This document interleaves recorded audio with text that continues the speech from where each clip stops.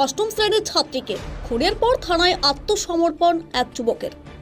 অভিযুক্তের ফাঁসির দাবিতে পথ অবরোধ, রাস্তায় টায়ার জেলে বিক্ষোভ পরিবার পরিজন ও গ্রামবাসীদের। মালদার হবিবপুরের ইংলিশ মোহনপুরের ঘটনায় উত্তেজনা। বৃহস্পতিবার রাতে মিতার বাবা ও মা দুজনেই মেলায় আইসক্রিম বিক্রি করতে গিয়েছিলেন। বাড়িতে 7 বছরের ভাইকে নিয়ে ঘুমিয়েছিল মেয়েটি।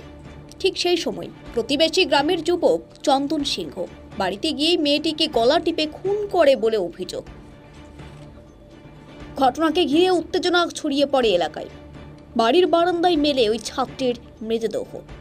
ভাইকে ঘরের দরজা বন্ধ করে রাখা হয় বলে অভিযোগ। মালদা নালাগোলা রাজ্য সড়কের বুলবুল চণ্ডী হাসপাতাল মোড় এলাকায় অবরোধ তুলতেই হবিবপুর থানার আইসির নেতৃত্বে বিরাট পুলিশ বাহিনী।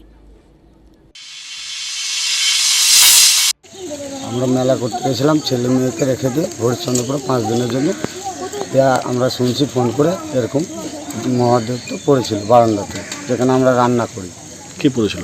আমার বেটি দিয়ে আমাদেরকে ফোন করে বলছে তাড়াতাড়ি আসো। এখানে এসে শুনছি মারা গেছে সব। কি মনে করছেন, এটা কেউ কি খুন করে ফেলে রেখেছে? হ্যাঁ, কেউ খুন করে ফেলেছে।